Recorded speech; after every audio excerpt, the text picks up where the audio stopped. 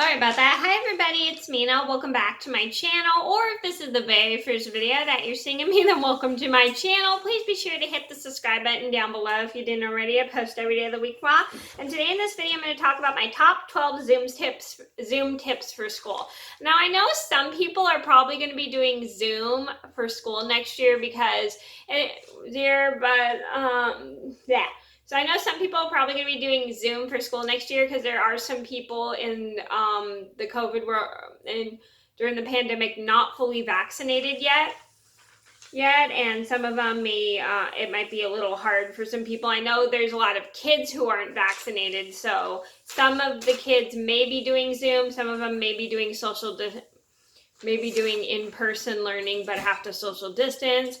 And so if you are doing a kid and you're doing Zoom, or if you're a parent with a kid who's going to be doing Zoom for school next year, here are some tips for doing Zoom at school. So I'm going to get started, and let me know if you guys have any tips I've missed down in the comments below. I'm going to get started. So number one on my list would have to be mute yourself if you have background noise. This was one problem my mom and I was so I wasn't working.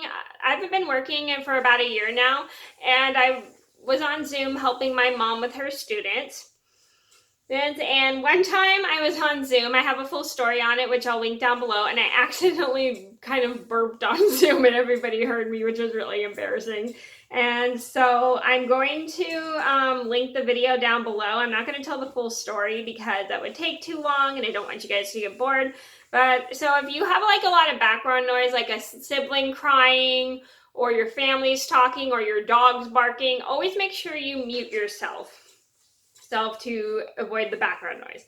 Number two on my list would be pay attention who's talking. I know Zoom can be very, very difficult when you can't hear everybody talking, and sometimes you'll accidentally interrupt somebody. And I know this has happened quite a lot when I've done Zoom. Like last year, I helped my mom. She had a few kids accidentally interrupt her because the sound on Zoom goes in and out, and it's hard to tell who is talking on Zoom.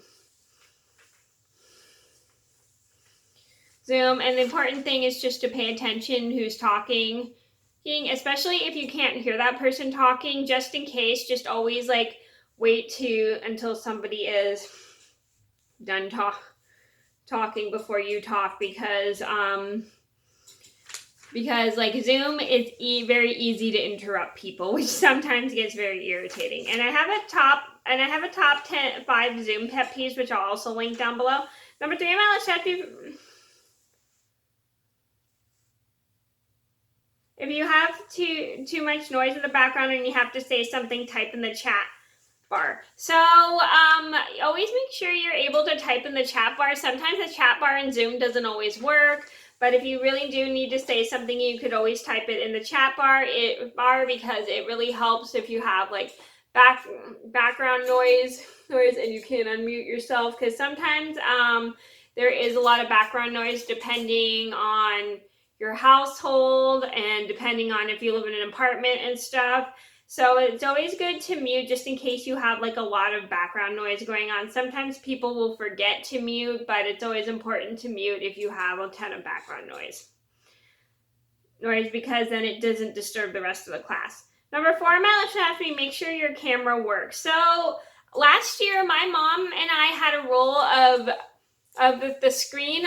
If she couldn't see anybody's face in the classroom, then we'd make them leave the class. That's because the important thing is to show your face when you're in a Zoom meeting, because it shows the teacher that you're participating and you're paying attention to what's going on. Because if your screen is just black in the Zoom meeting, then the teacher can't tell if you're paying attention to him or her or not. And that's not very respectful to the teacher, because that's not very respectful to the teacher because the teacher can tell when you're not paying attention.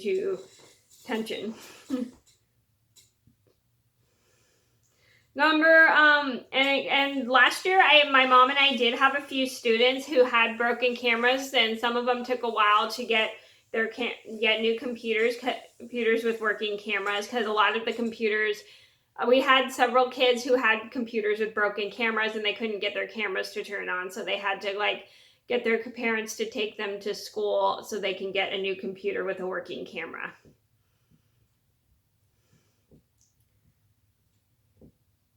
Number 5 on my list would be, if you need attention from the teacher, raise the Zoom or hand or actual hand. So so one thing that's very hard for a teacher is teachers can't always fit all of their students on a screen, which makes it very, very hard. So if you need attention from your teacher, you should either raise your hand or raise the Zoom hand, raise your actual hand or the Zoom hands. But you also have to remember, sometimes the teacher can't always see your hand, which makes it a little bit hard. So if you do really need something, just raise your hand, or if you hand, and then the teacher will get to you. It may take her a while because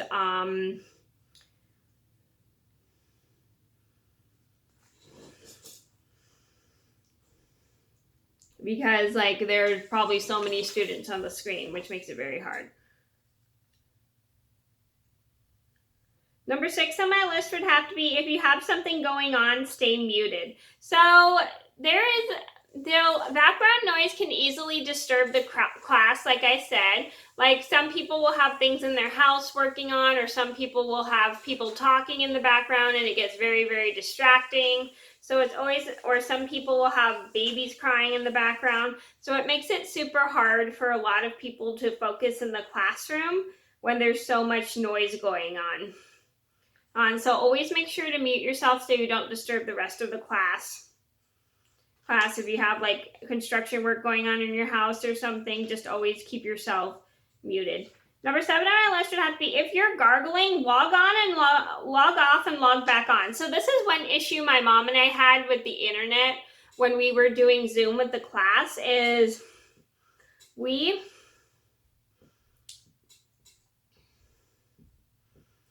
would have kids gargling throughout the entire class, and sometimes we couldn't understand them because their internet was so bad, which made it very, very hard. And some of them were unable to type in the chat bar, which made it super hard for everybody to understand that. Which some people had to type in the chat bar, so we had to make some of the kids log off and log back on to the meeting. And once they got back on, most of their time, their sound was much better. Number 9 on my list should have to be, have your screen on at all time unless you have a note from a parent. So this is one thing I've noticed, that kids will always make their screens black because they don't want the teacher to see what they're doing, or sometimes they have to have their screen black as a note from the parent, which is okay, I understand, because not all parents want their kids on a video meeting.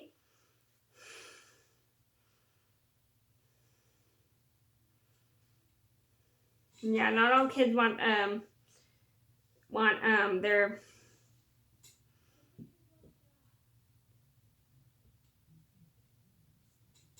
because not all parents want their kids on the internet, like a Zoom meeting and stuff, but it just kind of depends. But not all people are comfortable showing their face, but it's always important to show your face in the classroom on Zoom, because then the teacher knows you're participating and paying attention.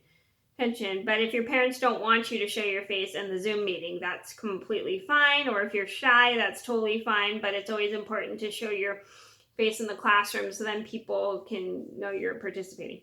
Number 10 on my list would be, don't have your phones out or watch other things like TV or iPad when you're doing Zoom. So this is one thing I have seen with some of my mom's students. We have had a few kids watching TV while they were not all the kids were like this. We had just like 2 or 3 kids sitting and watching TV while they were doing Zoom and not paying attention to my mom. And we've had a couple playing on their phones and not paying attention to my mom, which made it super duper hard because then we couldn't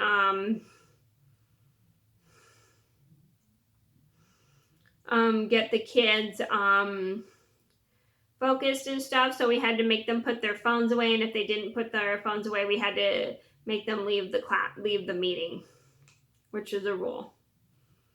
Well, so it is. So I know it's also important not to actually have your phone out when you're in a classroom or if you're at work and stuff, which I'm really good at. I've gotten better at not. I'm really good at not have. I was very good at not having my phone out at work or in school and stuff. I always well, except one time when I accidentally forgot to turn my phone off during class, and it went off and everybody heard it, which was slightly embarrassing. But just make sure you don't have your phones out during class because it is very, very disrespectful to the teacher, because the teacher can tell when you're not paying attention to them. Number 11 on my list would have to be don't have other tabs open. So this is one rule you definitely should have, is not to have a ton of tabs open across your screen. Not that it's only bad for your computer, but it's also very distracting when you're doing a Zoom meeting on your computer, because if you have so many tabs open, you can get easily distracted. I know I definitely would easily get distracted with my Zoom meetings if I had other tabs open on my screen. So that's why I would only have just the Zoom tab open, so I wouldn't be so distracted. And I have seen a few kids get distracted with so many other tabs open besides just Zoom, because I easily could tell when they were doing other things rather than the schoolwork they were supposed to do. So my mom and I did start a rule with the kids to only have their school tabs open and not other game tabs. Number 12 on my list should have to be don't share your screens unless the teachers tell you you can. So my mom and I had a couple students accidentally share their screens without permission, which was very, very distracting. And I remember one time my mom had a student that went to go share her screen, and one of the kids accidentally shared their screen when my screen took over and shared his screen when she didn't even ask him. So we had to make them stop sharing their screen, and we had to make it so only the host of the meeting could share her screen, because once one kid shared their screen, then a couple other kids would want to share their screen, so we had to make it so only the host could share, which made it easier for me and my mom to get everything done for the kids, because if all the kids started sharing their screens, it was very, very distracting. So a good tip is to not share your screen whenever you want.